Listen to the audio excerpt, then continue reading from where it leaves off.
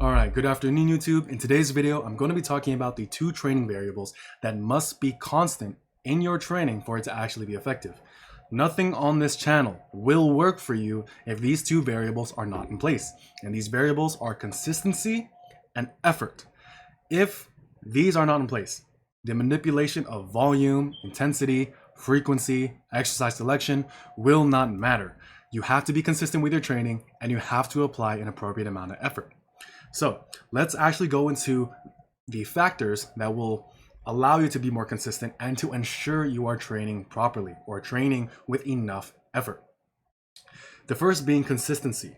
A program is only as good as your ability to stick to it. So when you are making your own program, if you are following a program written by someone else, whether you are advanced, whether you are just starting out, you need to look at the program and think to yourself, am I able to stick to this? If you are a novice, are you able to do 6 days a week training? Are you able to do 3 days a week training? Generally speaking, a lot of novices will say to themselves, all right, I'm going to get on a push-pull leg split because I heard that's the best way to build muscle. And then they commit in their mind to working out 6 days a week. But on the first week, they do 5 days because they get tired. On the next week, they do 4 days because it was someone's birthday. Then the next one, it's 3, then back to 5, then 4, and they flip-flop all over the place, and their consistency is in the trash. You do not want that. You want to commit yourself to what you can be consistent with. That's why most novice programs only ask novices to train 3 days a week. Because for novices, they don't need to have such a high amount of frequency, but also novices severely underestimate where their time is going in their lives. Most people underestimate just where their time is going. So when they start to add something into their day, they start to realize, oh shoot, like how can I actually fit this in? They think like when they decide to start working out, they think they have all the time in the world, only to find out that they don't. And then things get in the way, life happens, and their training is now not as consistent as it could be and should be to actually make meaningful progress. So when it comes down to consistency, you need to really think about, first, enjoyment. This is a factor that I think is very much underrepresented in the conversation of your training. So when it comes down to this, there's a couple things that I want to start with. First of all, you need to identify what your goal requires of you. Now, obviously, if your goal is to lose weight, you need to be in a consistent calorie deficit, but there are ways to be in a deficit that aren't going to drive you insane and aren't going to lead you down a path of binging and making a bunch of other dietary mistakes. And that is what we want to have. And the same thing applies for training. You need to know what your goal requires of you. If you want to deadlift a lot of weight, chances are you are better off running a program in which deadlifting is prioritized. If you are more so focused on hypertrophy, you need to make sure that you're training with enough volume and enough effort. So that needs to be taken care of. Enjoyment doesn't mean just do what you like. It has to be tempered with doing what you have to do. Next, you need to also negotiate with your program or your coach or whoever it is making your program for you and think to yourself, what do you require to be in the program for you to be loyal to it? So for example, if you are a strength-focused athlete, you want to get really good at the squat, bench, and deadlift, but you love training biceps, one thing that I like to do personally is I put a lot of my bicep work on a leg day because biceps are the best muscle or the most important muscle of the lower body. Reason being is because it gets me into the gym. It gets me to do my squat workout, and then I get my squat work taken care of, and then I also get to do my biceps. So if that's something that you find to be similar for you, that is a very useful tool to do it. You need to make sure that you do include things you actually like. If there's exercise that you like but aren't entirely related to your goals, but they allow you to be consistent with your program, that is the value of that exercise more than anything else. Next, when it comes down to things you do not like, you need to identify what is the amount that is productive and tolerable. It's the same thing with vegetables in your diet. You should have them in there. They should be the vegetables you like, and they should be in the amounts that you can tolerate, because for some people, they might be a necessary evil. Some people, they might like vegetables quite a lot, but you need to identify what it is that you dislike but need and implement it in a way that is not as That's not going to make you hate your training. You are not going to be consistent with anything that you hate. That's why enjoyment needs to be a factor. So, is it productive and is it tolerable? So let's use an example of cardio. Would you much rather do a 60-minute walk on the treadmill or a 20-minute walk on the Stairmaster? Would you rather do a stiff leg deadlift or a Romanian deadlift? Because you need to get some variation into your training, but you hate one or the other. These are things you need to consider, because while I truly believe that there is no exercise that you need to do, if your goal requires you to do something, it's always better to modify rather than miss. It's better to do something that you can tolerate than just eliminate it completely and rob yourself of the ability to actually benefit from something else. So that's why enjoyment needs to be a factor. Next is sustainability. All of this is to everything that I mentioned will all kind of feed into that, but sustainability is another thing that needs to be considered.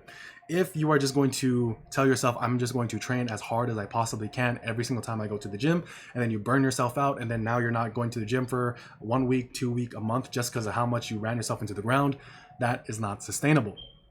If all you do is try to go to a daily max every single time you go to the gym, that is not sustainable. If you want to be consistent, you have to train in a way that allows you to train very consistently. It allows you to train over a long span of time.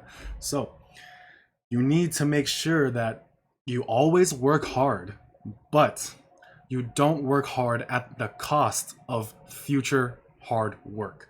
That is the most important thing that you need to take away from when it comes to consistency. You need to work hard, but don't sacrifice future hard work. The next thing is you need to actually make meaningful progress toward your goal. Meaningful progression toward a valued goal is very not only motivating, but success breeds success.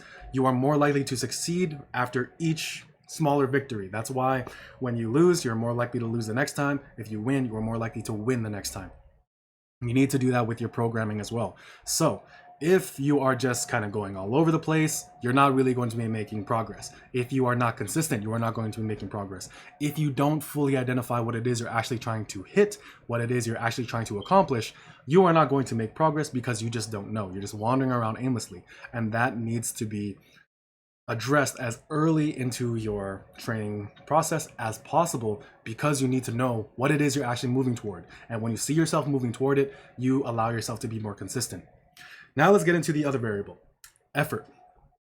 Hard work can never be replaced with the manipulation of volume, intensity, and frequency. If you are doing 3 sets of 10 with 70% at and you're doing that 2 times a week, all of that will not matter if you're training so far from failure that it just is not doing anything for you. You need to be working hard.